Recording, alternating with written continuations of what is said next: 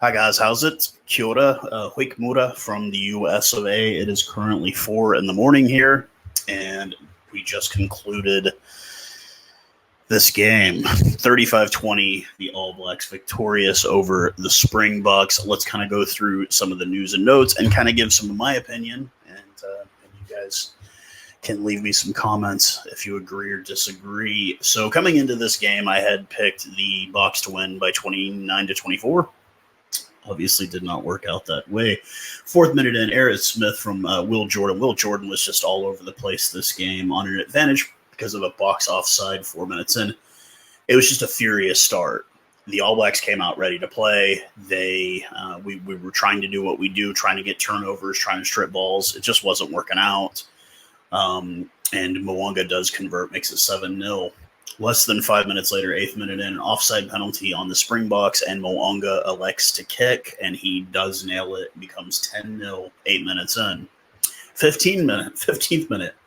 Once again, Will Jordan, deep run, gets it off to Shannon Frizzell, and Mo'unga is money. So 15 minutes into this game, it's 17-0.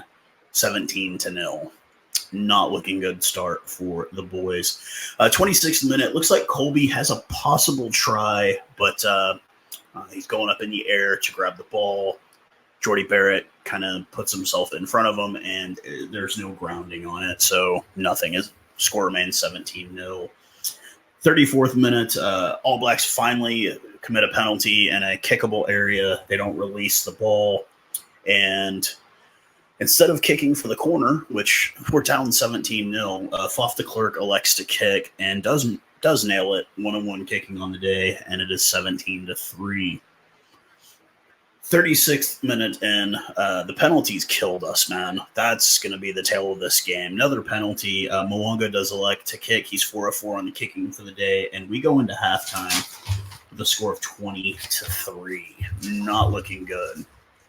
43rd minute, you start seeing the bomb squad come on. Malcolm Marks, R.G. Snyman come on, and the pace does change immediately once these guys start coming on. Malcolm Marks off a line out, doing what he does best. I think very few people do it as good as him. Off the line out, he drives it in. Cheslin Colby actually kicks the conversion. It is 2010. I'm getting excited. I think we have a chance. We can come back. We can make a comeback. 5 minutes later, another penalty, and Mo'unga elects to kick and does nail it. Makes it 23-10. A couple of minutes go by. Momentum kind of shifts once again. Cheslin Colby gets out wide right and does a beautiful dive across the try line. He does miss the conversion, but it's 23-15. So this is like, to me, okay, we're putting the pressure on. We need to continue to put the pressure on. Not even 10 minutes later, Will Jordan, after what a great day he had, on advantage after 12 phases, he gets across and it's 30-15. Mo'unga, of course, converts. He's 6-6 so far. 10 minutes later, 76th minute, Mo'unga adds the cherry on top of the sundae by getting a try himself. He does miss the conversion. It's 35-15, and then kind of the consolation try for Quagga Smith there at the end, and the conversion. I didn't get to see even who did. Apparently it was a drop goal. I wasn't even paying attention because I was just pissed at that point. 35-20, the final score. So what went right for the Springboks? Not a whole hell of a lot. What went wrong? Penalties. I will have to say I brought this up that I thought that our matchup at center was going to be lopsided. Did anybody – I barely saw Dialende or It was almost like they were non-existent for most of the game. And the penalties, man, we just were ill-disciplined. Now, I will say this. Shannon Frizzell is a dirty player. He got away with a lot of stuff he probably shouldn't have got away with. But it just seemed that Colby probably might have – Mapipi was really kind of non-existent the whole game. They actually kept calling Damian Valenza Makazole Mapipi. But it was just like he was kind of non-existent. Will Jordan ran all over him the whole game, basically. And, Colby had a great game, as he always does. But our forward pack, when we brought on the bomb squad, you kind of saw a glimpse of what should have been happening the whole game. But we were just never really in it. That first half, we were gassed. They were just way too fast. And it does tend to happen against the All Blacks. They are a very fast team. So what went right for us? Not a whole hell of a lot. The bomb squad did their job, but the hole had already been dug at that point. There was no way they were going to get us out from dug out of underneath that hole. I do tip my hat to the All Blacks. Now, I do have a major gripe here. The commentators. We got the Sky Sports feed, so we had Nesbitt and Mills Molina, who I love Mills, great rugby player, but you guys didn't just win the World Cup. They just seem a bit smug about everything, but maybe that's just because I'm a Springboks fan and I feel salty right now. But they just seem very smug about the whole situation. Like, oh, we just beat the World Cup champion. We beat them bad, so we're the best team. And it's like, but are you, though? You didn't look that great against France or Ireland either. But maybe it's just me being a salty Springboks fan. But with, like I said, final score 35-20, not a whole lot went for us. We could have won this game, but we just came out and failed to execute early in the game.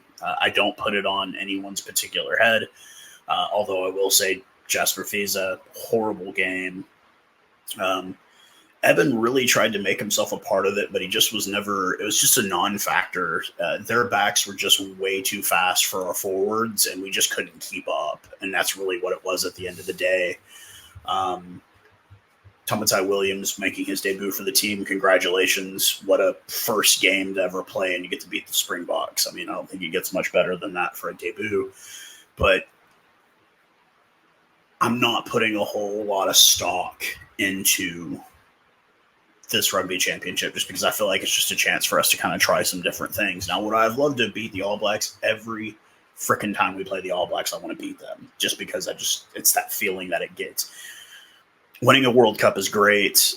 Beating the All Blacks is probably right underneath it, in my opinion, just because that beating England is just slightly below beating the All Blacks, in my opinion. But with that being said, obviously we've got one more round against Los Pumas in Johannesburg at Ellis Park. Apparently it has been covered in snow the last week, so hopefully it thaws out and the boys have a safe pitch to play on. The Bledisloe Cup still remains for the All Blacks.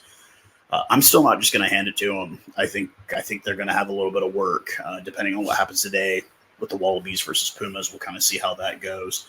But with that being said, where do we go from here?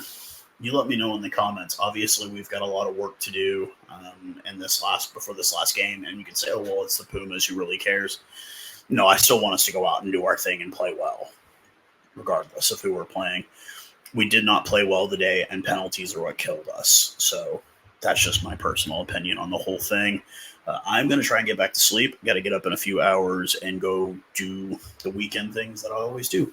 But thank you guys for coming out once again to my live broadcast. I really do appreciate all of that when you guys come out. It's really cool just to see you guys support an American doing his thing here with this game of rugby that we all love. So until next time, cheers, guys.